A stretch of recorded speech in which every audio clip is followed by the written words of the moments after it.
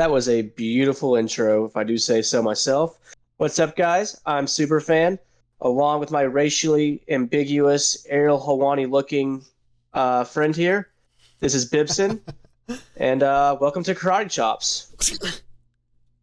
Don't do that. I gotta let him. So I wanted to just let him know off the bat. Our show is called Karate Chops. Your co-host knows exactly what he's doing when it comes to karate chops. So I just wanted to let that be known. See how the thumb is tucked right there? Yeah, nobody asked. But yeah, this is Bibson here, as you can see. A lot of people probably don't know much about him. The reason why he's very inactive on Twitter, he's just now getting back into the game. Reason being, he used to have an account with over 20,000 followers, and Twitter did him dirty.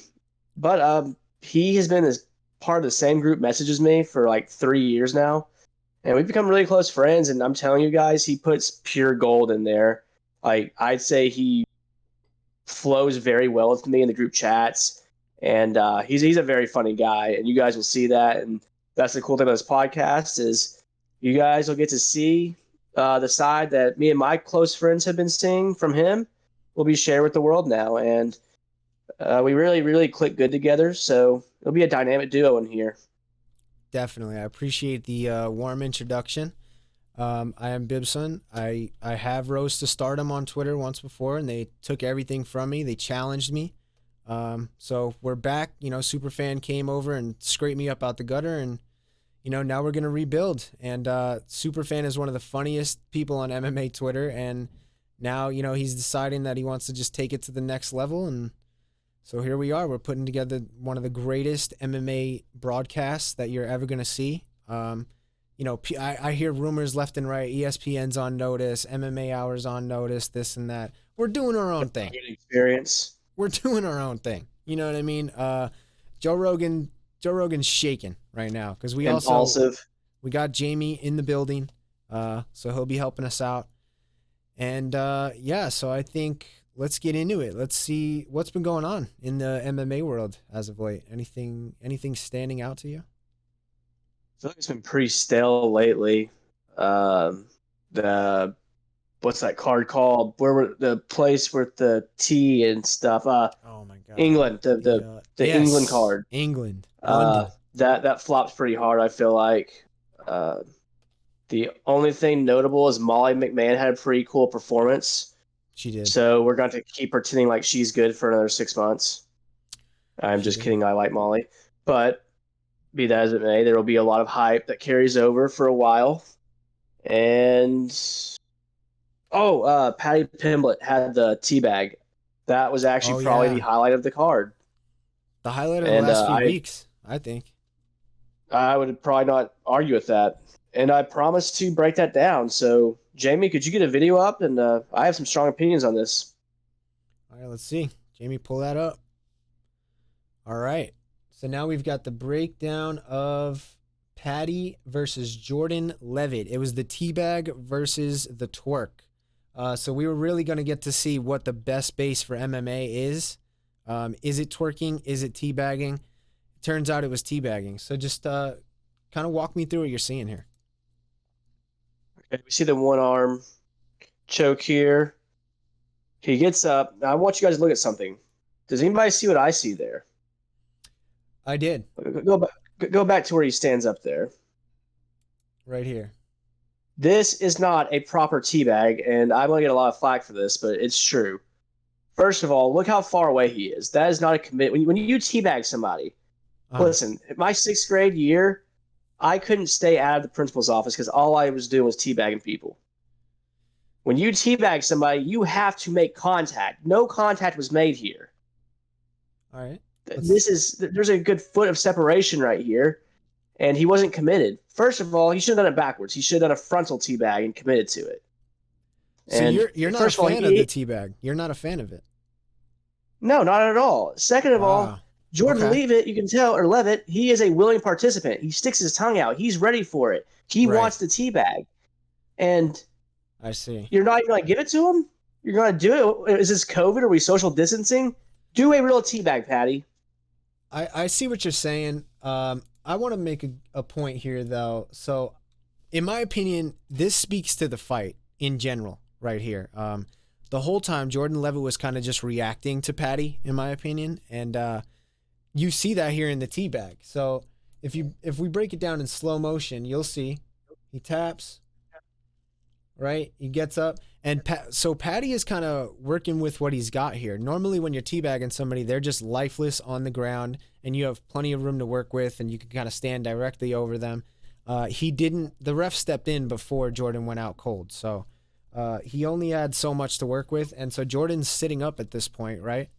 And you can see here, boom! Look at that impact.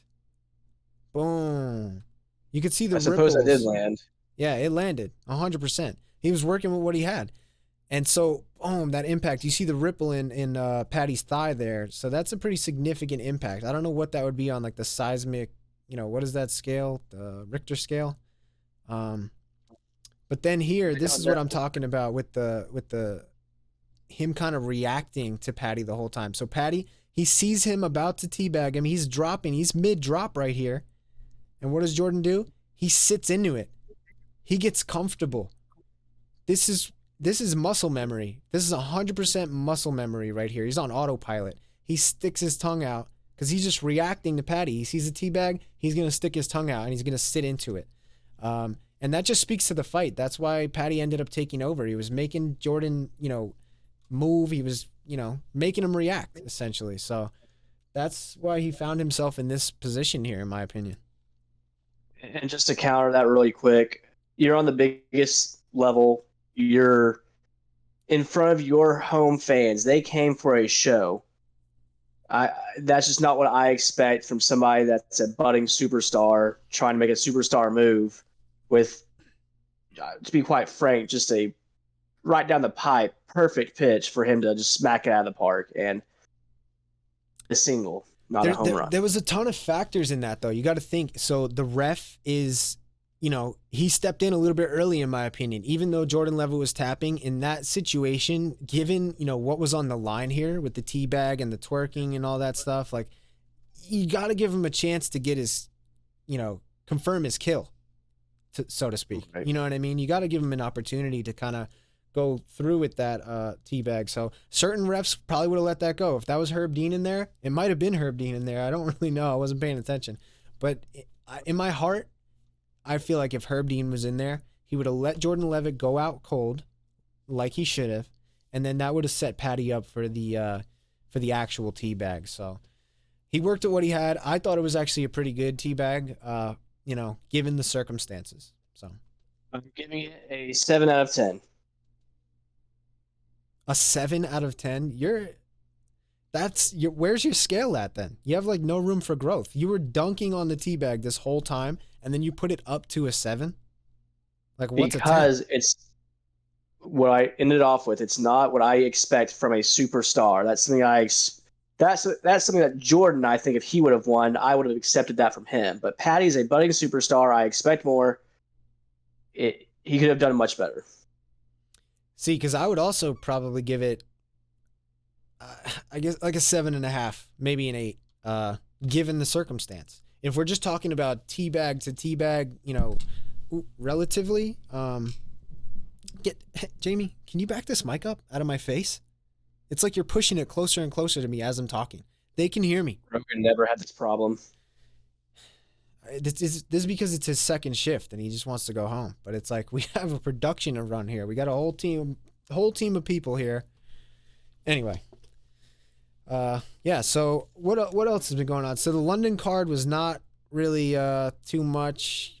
I can't even think of anything besides like the Curtis Blade finish, dominating finish over Tom Aspinall. What'd you think about that? I'm getting really just disappointed with the world right now. That's 2 in a row. Just 2 main events that were supposed to be bangers. Curtis Blades and Tom Aspinall was guaranteed to be a banger unless what happened. Right. Yair Rodriguez versus Brian Ortega. Another wild fluke happens and something that was going to be a banger. And okay, this is actually no. Hold on. I'm glad you brought that up because this is something that's been pissing me off on Twitter.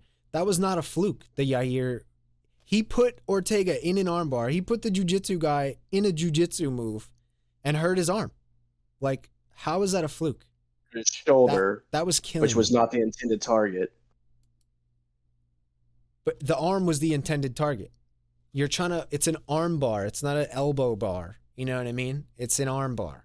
I In don't care. every jiu-jitsu class in the world, when they show you how to do an arm bar, what you're trying to do is extend the elbow. You want to hyperextend the elbow, not your opponent accidentally pull his arm out of place when he's escaping. That is a fluke. There's No. no Any argument. one of the. All right. So what about like Paul Craig versus Jamal Hill? He broke his forearm. You're not aiming for the forearm, right? But that armbar took him out. That's what I get out of the Yair Ortega one.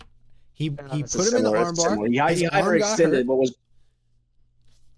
the arm is between what is between the legs and in between your hands when you're torquing down on an arm bar is what you're trying to hurt. So, but not necessarily the elbow. I'll take that back. But in that case, Paul Craig tore his forearm in half. That's legit because that was inside the realm of what was being put pressure on. Yair didn't put any pressure on There's pressure Brian's on the shoulder. shoulder when you go in an armbar. There is pressure on the shoulder. Like, You're trying to escape. yeah. That was a wild fluke. How often do you see an armbar and that happen? Often. Ask anybody that's watching this that has been to a jiu-jitsu class, has your shoulder been tweaked in an armbar? Probably. Now you get tweets and whatnot, but how many times in the UFC are we seeing fights stopped in an armbar? Just from armbar submissions. Look at armbar submissions. What percentage of those are shoulder? A very, very astronomical amount. 40, It's 60%. I don't know. I'm not good at math, so I'm just kind of say less ballparking. than I'd say less than 2%. I'd say it's either from a tap before an injury occurs, 40% of the time, or I'd say about 70% of the time, and 30% of the time, something breaks, and that thing is gonna be the forearm or the elbow being hyperextended. I think you're 100% wrong. I think, you know, it doesn't matter what gets injured on that part of the body. I'm trying to rip your arm off. Okay? I don't care what goes wrong in that realm, you know? See, this is the same thing we always need to argue about Sean O'Malley and Cheeto. Oh my God. What gets Don't hurt even, is not don't even do intended to this. hurt. Don't do this right now. And The Sean O'Malley Chito Vera fight, he intentionally threw that leg kick, landed the leg kick, injured the leg, and followed it up. That's like as intentional as it gets. That's another one big that drives me toe hit a crazy. nerve by accident. That's not what he was trying to do. Chito Vera didn't know there was a nerve there before that fight. He was just as Yes, he surprised as the did. rest of us. Yes, he did. He knew that nerve was No, there, he and he didn't. aimed for it, and he hit it. No. Surgical precision. Yeah. No, you don't. There's no way you believe that. He said he wanted to hit the calf.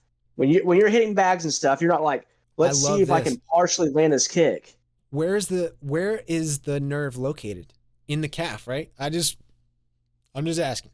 Hey, Okay. I don't want to All get right, into the so- human anatomy of the human body. Oh no, and- that's what we're doing now. So all would right. you That's say what we're Megan doing. Anderson's head kick when she kicked Kat Zingano and it hit her big toenail, hit Kat Zingano's eye and scraped it? That's a fluke. Or are you going to say, oh no, the eyeball is a part of the head, so it's all That's legal. That's exactly what I a was gonna skillful say. kick. That's exactly what I was going to say. The eye is a part of the head, albeit it is an illegal place to intentionally strike, right? Actually, it's not with your toe. That's a 100% legal move. To strike the eye? Yeah, if you can do it with your knuckle or your toe, actually, turns out. You know what I'm trying to say. Generally, the eyes are, forbidden land. You cannot land there. However, For your fingers. sometimes, all right, so then you agree with me. No, I'm that saying kick it's a was fluke. legit. But you just said it's a target that can be hit by the toe. Well, I'm pointing out that's your criteria for something not being a fluke. I'm pointing out how silly that sounds. Megan Anderson has thrown 10 million head kicks in the gym and sparring. She has never said, I hope I miss or just barely connect with my toenail into your eye. No, when she threw that kick, she wanted shin bone to the dome. She missed her target so bad that it worked. Just like Cheeto, he wanted to kick the calf. And he did. And he kicked the calf. I mean, what his big toe wrapped around hit a nerve. It didn't even land that solid. Yes, it did. Jamie, I mean, I don't know what you're talking about here, but Jamie, bring this up so we can take a look. Oh, look, he brought it up super quick. Wow, what do you know? Um, let's take a look at this kick really quickly. Look at this. Boom. He's getting his range. Cheeto's just getting his range. Boom. That was as Yeah, solid as it gets. Sean's moving backwards. He saw it coming, and if it had missed anywhere else, Sean wouldn't have felt it if it didn't hit the nerve. If it had been just a centimeter, Boom. not as close, a centimeter off target to where it hit, he wouldn't have even felt it. It would have felt like a mosquito bite, if that. And that speaks to the precision of Chito Vera. The whole point. Chito Vera did not know that was there. Yes, he did. No, I don't think anybody knew it was there. Look, if you're going to target the leg, I do not care. Like, think about this. When we're talking about maybe like a body kick or something like that, right? I kick you in the body. I can do a number of things to injure you. I can hurt I can knock the wind out of you. I could break a rib. I could hurt one of your organs, right? I don't care which one of those things happens. I'm just trying to crush your body with my leg. So And that's all the those same things thing you with mentioned are all common things. Those are all common injuries. Your ribs, organs. But if you kicked me and my appendix burst, that would be a fluke. What?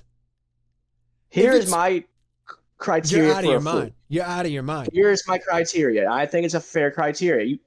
You give yours after I give mine. We'll see. This is a All right. criteria for a fluke. It has to be rare and unintentional. I think we can say what happened to Sean was rare and unintentional. That's crazy that you say unintentional. Rare, I'll give you.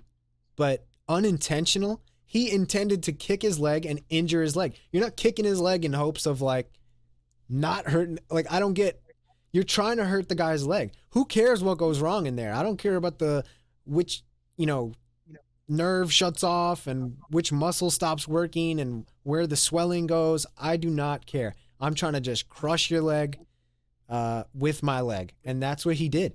He hit his leg perfectly, took his legs out from underneath him, got him on the ground, finished the job. I mean, look at Megan this. Anderson intentionally tried to kick Kat Zingano in the head, and she hit her eye. You told me that kick didn't land. Look at Sean O'Malley's chicken dance he's doing. It didn't land good. How much gooder do you want it to land? He's wobbling all over the place, and it shut his foot down. Megan Anderson's kick on Kat Zingano didn't land good, and she was completely incapacitated. I mean, she was like put down for real. Her eye was going to get removed, they thought at first. What the intended target, though, the intended target was the head. So she didn't care. What if she broke her nose or her jaw or any of those other parts of the head? You know what I mean? Like, I get that. Those are commonly occurring things, not a toenail to the eye. That's not common. Right.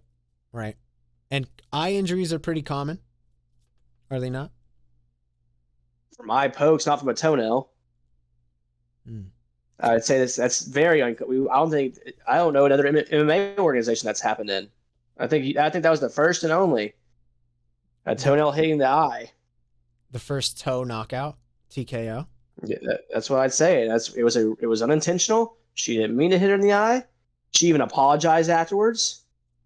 By the way, Yair Rodriguez apologized to Brian Ortega after and the fans. That's because emotions are high. You know how Yair gets right after his fights. He's screaming at Michael Bisping. He's an emotional guy. So that I think that's where that came from. But when we're talking about warrior to warrior, he won that fight. Come on. That's really weird because I don't think Yair even agrees since he said that he wanted to rematch Brian Ortega. So Yair's going to be watching this. Yair, you agree with me. Can you just comment below, let everybody know you agree with me, and we'll move on. That's like a 1-0 super fan, that argument for me. Maybe next week, Bibbs. I was going to say, though, you have a pretty big thing going on yourself at UFC 277, don't you? Aren't you going? I am going, and this is going to sound like a huge failure if it doesn't work out, but I put a lot of work into getting a chant done. I've got a group message on Instagram, which kind of got bombarded and ruined by people sending pictures of their wieners in there, but we still have a few people in there that are... we had like 60 people in there, and then pretty much one little cancer got in there, and literally started spamming pictures of Wiener in there, and So about you're half the people in there weren't down for the sausage fest, and we lost about half the Instagram people there. But the Twitter thing's going strong. I'm proud of those guys. We've had zero trolls in there. Just a lot of people that are eager. They're like saying, "Hey, what's the chant? I got this idea about this idea. What about doing it here?" Like they're actually into it. That's So I'll be awesome. honest. I think MMA Twitter is going to carry the load at UFC 277, and we're going to get a funny chant going. Definitely. So you don't really know exactly. You have some things in mind, but you don't know exactly what you're gonna do yet. So when I first did this, I thought I was going to get like 10 or 12 other people that are like, "Oh yeah, I'm going." I'm like, "Hey, let's do a Tennessee or Right. something along those lines." And I don't want to name drop or anything, but I had some like big media people actually reach out to me about this and ask me if I could get footage off my phone and send it to them, and they'll include it in their vlog. So now there's a lot more pressure. This thing that was supposed to be just a dumb little joke that maybe, I always Yeah. wanted to see if the person next to me in their section was doing it. Like, hey, we were talking on Twitter, but Yeah. it's looking like if I can pull this off, and what the media wants me to do is to actually get a real good chant going to where everybody can hear it on TV. Maybe the That broadcast would be team knocks it up. hilarious. Yeah, so if this doesn't work out, it's gonna be a big flop, and everybody's gonna laugh at me. No, I hope it works out. That's awesome. Yeah, I was trying to. I was giving you some suggestions the other day. In my opinion, it should be "Here we go, evil. Here we go," because that's one of like the biggest flop chants in UFC history and MMA history in general. And that's not on Evil Eye, in my opinion. I think that's on the crowd. Terrific chant. That was a terrific chant. It was an excellent chant with the Jessica did what she needed to do. The exactly. fans didn't turn up. That's 100% on the fans in the city of Vegas. Oh, that was Vegas. Wow. I I believe was gonna so, say and I'm paying that 100% on them. one They of the should be worst ashamed. crowds. I'm sorry, It guys. really was. Not in general, but that specific crowd, whoever showed up that night, you should be ashamed of yourself. You had an opportunity to do the that would have sounded like insane, like a haka or something like that. Like that would have sounded sweet. Well, I would have shut the place down if I had been there. But yeah, exactly. So, in my opinion, if I was to hear that on the broadcast, I would be like, hell yeah, it came to life. We deserve that, as lifelong MMA fans. So, anyway, Well, that's my opinion. Or like, let's go, Bibson. Something along those lines. I don't know. it would just be rang out by booze. But I actually have strong opinions on UFC 277. People are calling this a weak card, and I don't think anybody's looking past the prelims and early prelims. This main card is every fight on it's good. Let's Every take a look. fight has potential to be a serious banger. Jamie? Thank you. Is it the main card there? No. Let's see. What do we got? These are the early prelims. Let's take a look at the main card first. Let's start from the very bottom. Ah, Okay. they rescheduled this, right? Costa and Rockhold, yes, that is Yeah. on UFC 278 now, the Usman Edwards card. Okay. We could talk about But that another day. Magomed Ankalaev, Anthony Smith. Anthony's a big underdog. Great fight. This fight's a banger. Anthony Smith is always a dog and Yeah. brings the fight. I think the fight's going to deliver. I think it's going to be a good fight. And if not, maybe Magomed just dominates. That's also a good fight to me. It'd be awesome to see a budding contender because that means he's probably getting a title shot next if the fight goes down the way I just said. So that fight's awesome. Yeah. And I'm picking Magomed. You're picking Magomed to win? Yes. I see. Yeah, I agree with you. I initially, when I first saw that this fight was announced, I was like, oh, Ankalaev's gonna dominate him, and he's gonna, because in my opinion, Ankalaev is probably the scariest light heavyweight on the planet right now. If he didn't have that hiccup against Paul Craig, like he'd be up there with Yuri already. Maybe even he would have fought for the title earlier than Yuri. But that, he was dominating that fight too, and then just got caught because Paul Craig has just wizard jiu-jitsu. It's crazy. But yeah, when I first saw this announced, I was like, dang, man, Ankalaev is going to dominate. But I just find myself being one of those guys that counts Anthony Smith out. And like, he's just one of those guys that people are always trying to count out. But we all know you can't. Like, he's a dog, like you said. Like, he's in every fight, and he's a competitor in every single fight. So died three times against Glover Teixeira. He died 3 times in the octagon that night and didn't give up. Exactly. And how do you not like the guy? And he took that knee from Jones on the ground, and he just got up and kept fighting. Like, he could have pulled I'm not even going to get into that, but he could have went a different route with that, but he manned up and he I would have done. But... he went through it and, went out on his shield. So awesome guy, Anthony Smith. He's going to be watching this too. You're taking Magomed? I'm taking Magomed, yeah. What's your what round? How's it happening? I'm going to say round 1. Knockout? Yeah, I think he's going to head kick knockout. You're a stupid hater. It's going to be Magomed competitive decision, 2 rounds to 1. Okay. I can see that as well. And I could see Anthony surviving. It's one of the 2. Next fight. Okay. Next fight. That's a banger. Pantoja and Perez. That's a potential, as an interim fight, so it's kind of as a glorified number 1 contender fight. But this is a number 2 contender fight. Pantoja and Perez, that's probably going to make them the number 3 or 4 guy in the division. How do you not like this fight? This is awesome. I am high on Pantoja. I have been high on Pantoja for a long time. So I'm going to say Pantoja. I think he's going to get a 2nd round submission. You think? Wow, really? Yes. Perez has pretty good wrestling, but I guess I could see that too. Maybe like he puts himself in bad positions. Yeah, I agree with that. Perez is a dog too, though, man. That guy's got heavy hands. And Pantoja, I love that guy. Ever since I first saw him in the UFC, like his striking technique is so crisp. He's just an animal, that guy. So that fight is gonna that might be like the fight of the night. To be honest, that's like the sleeper fight of the night. Right? Could you see that happening? Oh, but I'd probably agree with that. And when I say this, I'll say I'm biasly picking Pantoja 2nd round submission. I'm a fan of the guy, so where do you sit on that? I'll probably go with Pantoja as well. I think I don't know how he's gonna win though. Maybe decision. I'm gonna say a decision, unanimous. It's probably statistically the most likely thing. It's gonna be a war though. It'll be a war for sure. I hope so, man. What about Derek Lewis in Texas? Yeah, so common misconception. He struggles in Houston. I think I don't know what his record in Dallas is, or he's ever fought in Dallas, but that's the Houston. He's only a flop in Houston. So I see what you're saying. But be that as it may, Sergey Pavlovich, 1st round TKO. I've never seen him fight. I don't think I've ever seen Pavlovich fight. So he is 15-1. He has like 11 1st round finishes, something ridiculous like that. Wow. The guy's a dog. I think he's gonna pull Derek down. I think a lot of times he gets done by the ground game. He does. Versatile. I don't think he's not gonna stay on the feet with Derek. I don't think, but I think he gets him down. I think he makes it ugly on the ground, and I think he gets a TKO finish. I can see that.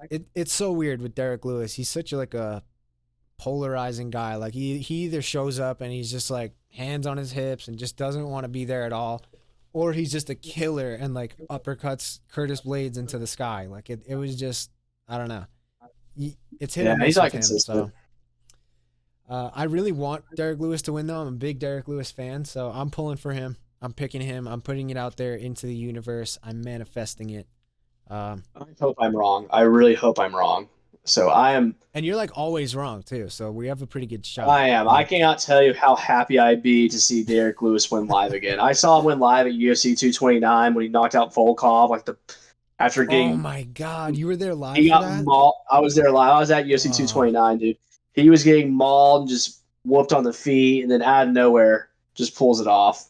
Literally, that was like one of the most insane, like, oh my God, like screaming moments in MMA. Yeah, it went nuts, dude. That was in Las Vegas. Seeing him win in Texas. Oh, by the way, Pavlovich, they have him listed as a striker. I just looked at my phone because I couldn't remember.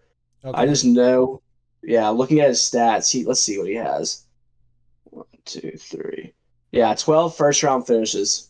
Wow, out of 15. Yeah. Jeez. Yeah. Who beat him? But I hope his one loss. His one loss came to Alistair Overeem. Ooh. back in 2018. That was a first round loss as well. Was that like one of his first fights in the UFC though? Yes, that was his very first fight. He's had three Oh, it fights in the was. UFC. That's a tough. Yeah, That's a he's had hard three sell right fights. there. He's had three fights, all three first round knockouts. Wow. He beat Marcelo Golm, Maurice Green, and I'm going to Maurice get Green's murdered for good. pronouncing his. Yeah, he knocked him out in the first round. Wow. He beat in his last fight Shamil Abdurakhimov. I know that name and I cannot picture the guy. I don't know. I can picture the guy, but I can never say his name right. You But can't yeah, say anybody's name right. Sergey's a bad dude, Yeah. and All the right. odds on that fight are like dead even almost. And I'm just going to tell you right now, I'm putting a large sum of money on Sergey. Oh, you are? Well, I'm not rich, so I'm not like doing a Drake bet, but like Mm-hmm. three digits, in the hundreds of dollars range. Wow. So you guys are just gonna be eating 7-Eleven taquitos for a couple weeks then, huh? Probably. My daughter doesn't need diapers. Yeah, no, just let her That's a get want on a one need. designated room, let her shit up the place, close the door. You got nothing to There you worry go. about. You know what I mean? All right, let's move on to the co-main event. This fight. So This is fight of the night. I was saying earlier that this is like sleeper fight of the night. It's gonna, and then I scrolled up and was like, oh, never mind. This is gonna be insane. Dude, when was the last time either guy had a bad fight? I think Davis and Figueroa and Brandon Moreno's three. Brandon didn't show up like I thought he would, but dude, that was a banger. Brandon was game. It was an awesome fight. Kai Yeah, Kara sleeps Cody in the first round a couple of fights ago. Then he had that fight with Askar, yeah, who kind of tried to stall most of the fight, but that was even a good fight to me. Outside of the stalling and stuff and yeah, the clenching and stuff, but Kai Kara pulled that off against a really dangerous guy. I think this fight is going to be fight of the night. It's going to bang. yeah. I mean, with Kai Kara France, there's always action. Like even with those fights where he's like kind of, trying to get the guy off of him and fighting on the cage and stuff. There's like always something happening. There's no like, No pause chance in this the fight's action or bad. anything. I Yeah, will I will go on record to say that. You guys can roast me if this turns into a Derek Lewis and Ngannou situation, but I'm like putting everything on the line. This will be a good fight, yeah. There's and no. I will lean Brandon Moreno. I think. Yeah. How many? Uh, this 5 rounds is a long time. Yeah, I'll go 5 round decision. Really? Yeah, I'm starting to feel like Kai Kira might have a questionable gas tank. I don't know if I'm just making that up or not. I just don't feel like I can remember the last time I saw him in 5 rounds or if he's ever done 5 rounds. That's the reason why I'm hesitant. But I'll stick to Brandon Moreno five round decision. That's what I was thinking with the cardio thing. Like, how many, huge 5-round main events has Kai been in? None, right? Has he fought Yeah, five I rounds don't at think all? he has.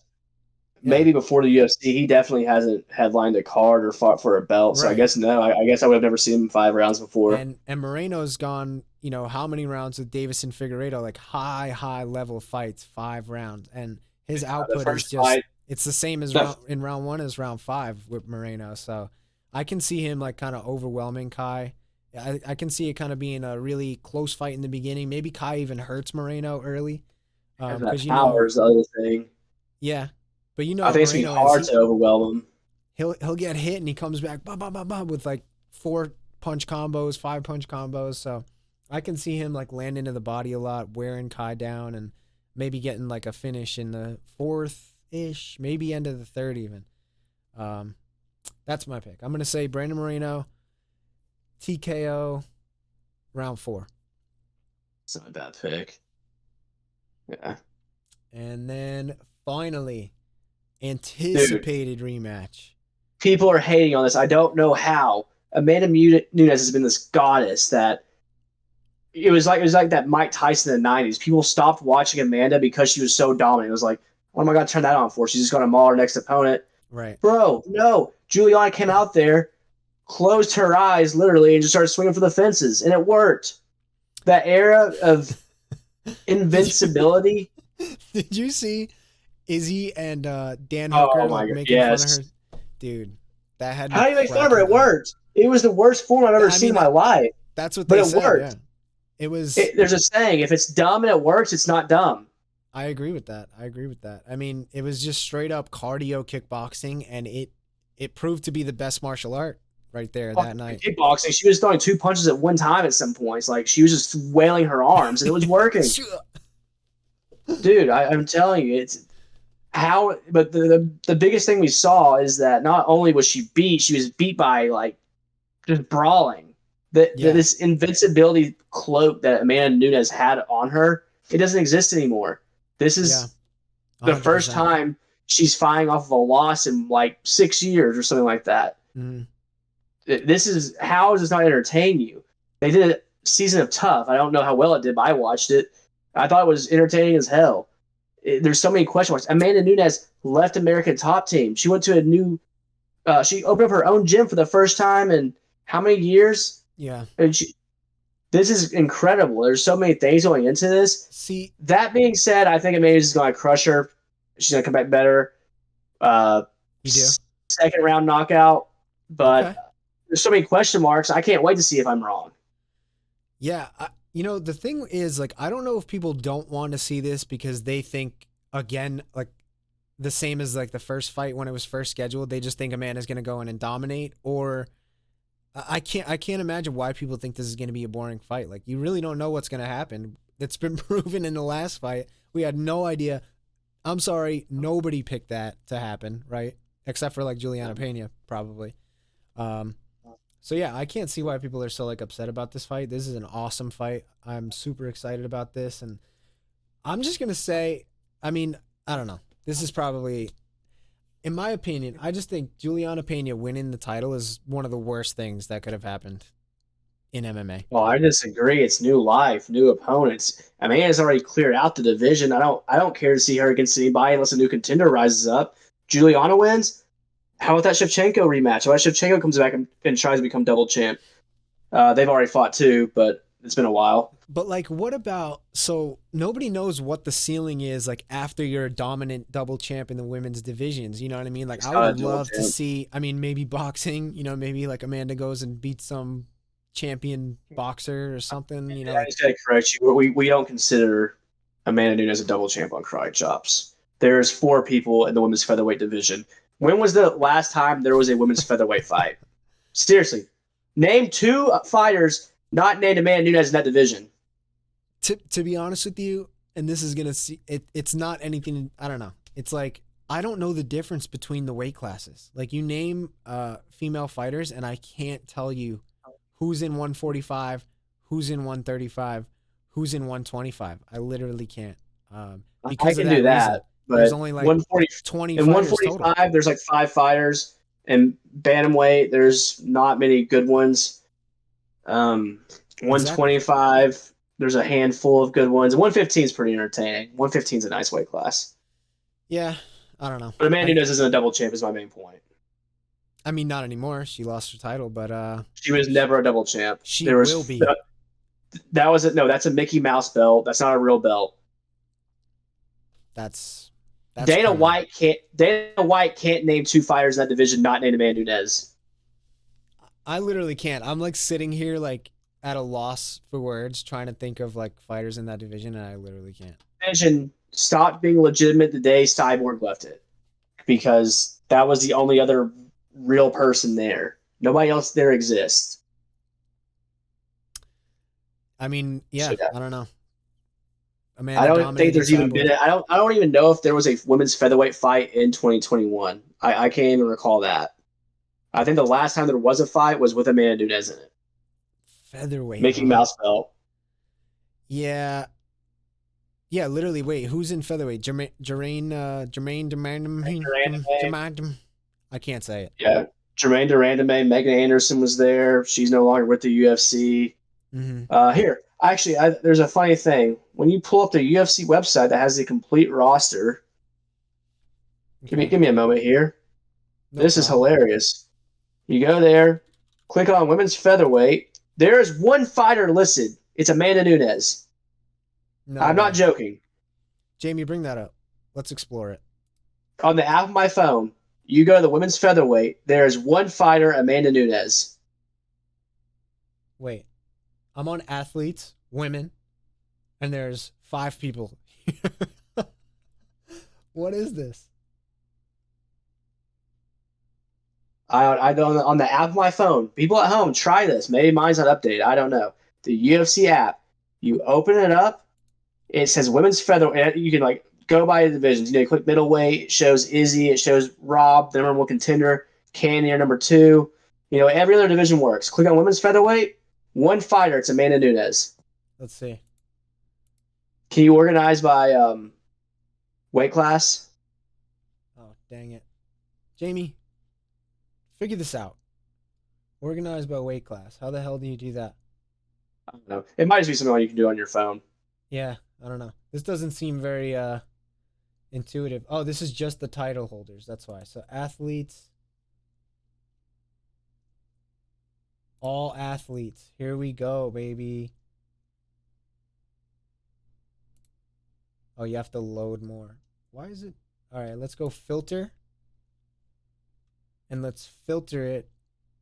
We're still having some technical difficulties. We have a very, very small team in the studio here today, about 15 to 20 people. So Look at that. See, submit your job applications, guys. Yeah, nothing seems to be coming up here. So that's on the UFC's end. That's not even on our end. So yeah, we tried. Summarized, there's no women's featherweight division. That's a Mickey Mouse belt that Amanda Nunes bought off of the UFC store. Not a real belt. She's not a double champ. All right. That one I'll concede to. That one, maybe you're right. After what I just witnessed. Let's go. So, what was your pick for the main event? We got off topic there. Oh, did I not pick? I'm going to go Amanda Nunes. Amanda Nunes is going to retain her title. I think she's going to TKO her in the second round. Maybe even knock her out cold. That's exactly what you picked? Yeah, I said TKO second round. Okay. Maybe we're onto something. I mean, that's probably not going to happen now because, like, the MMA gods are like, what did Superfan, what did he pick? All right, we're going to go with the opposite. We're doing the opposite. That's literally guess what? I want Juliana to win, so that works for me. I hope Juliana puts on a 5-round war, shows that she has more heart than Amanda again, and makes her quit again. That's what I want. That's what you want, but you think Amanda's going to win. Yes. See, this is the thing with you. Heart very often. You do this on purpose. You'll be like, you'll sprinkle a little bit about this fighter, then you'll sprinkle a little bit about that fighter, and then when it comes result day, you're like, see, everybody, I told you. When it's like, you're picking both sides in a sneaky way. I don't want Vegas to hear this, but something I have figured out is if you bet on both sides, you can't lose. I go to Vegas every weekend, and I put huge bets on both sides, and I always have a winning ticket at the end of the day. Wow, that's a good point. Get rich quick. I like that. Just put double the money down. You're gonna win one of the two. You're walking away a winner. Yeah, half the people are walking out with no winning ticket. One's better than none. Exactly. That's actually a great idea. So for the main event, I think either Amanda Nunes or Juliana Pena will win. Okay. Bet your house on it. Good picks. Good solid picks, I think, all around there. Good, decent card too. I'm gonna say decent card. We didn't even take a look at the prelims. The prelims are kind of cheeks, but you got Jakar Close fighting. He's always fun to watch. Drew Dober's on there. He's fun. Israel Adesanya's teammate. His name is Blood Diamond. We've only seen him fight once, and he got put to sleep. But that's a cool name. You can't tell me you don't want to watch the guy fight based off the name Blood Diamond. It's gonna be a fun time. Pretty badass name. I don't remember him fighting. I must have missed that one. I'm so busy. Houston, I was there live. He fought Jeremiah Wells. Got rear naked choked. Okay. I got you. Yeah. Yeah, I've just been busy doing, $1 million deals and talking to other, production companies and hiring people and firing people. And I'm busy. I've been busy. So I've been missing a couple of the fights, but I know all the main ones. So. Well, when you're unemployed, you have a lot of free time to do that stuff. Well, we've gone over this like 100,000 times. I work for a nonprofit, and I understand you don't know what that means. And I'm not here to explain mean that you don't make any money? No. You don't profit off of it. That's what it sounds like. It's a non-profit. Now you're You pissing don't me off. profit. All right. Anyway. All right. I think that pretty much wraps up everything for now. We'll probably go through next week, like after UFC 277. We'll go through the results and maybe some other upcoming fights and things like that that come through. Do you have anything? Yeah, guys, talk to us on Twitter. We have a new Twitter. It's at Karate Chops _. Go on there, tag us, mention us, follow us, ask us questions. We'll address them on the show if they're good and don't suck. Yeah, that'd be awesome. So we want this an interactive experience. We have a lot of stuff coming. We're working on getting some interviews with like the studio that Bibbs put up for this show. We're actually going to try to do a similar one, another unique concept for an interview, have guests on. We got a bunch of stuff going on, guys. It's going to be a fun time. And follow us on Twitter. We're in the process of building like the bleachers right here so you guys could come into the studio and watch us live. And we got a ton of things in the works for you guys. So stay tuned. And give us a follow on Twitter. Superfan is at McGregor Rousey. And I am at Bibson LOL. Because I'm like just hilarious. You can tell by the tone of my voice. I'm just really fun guy. So yeah, we did it.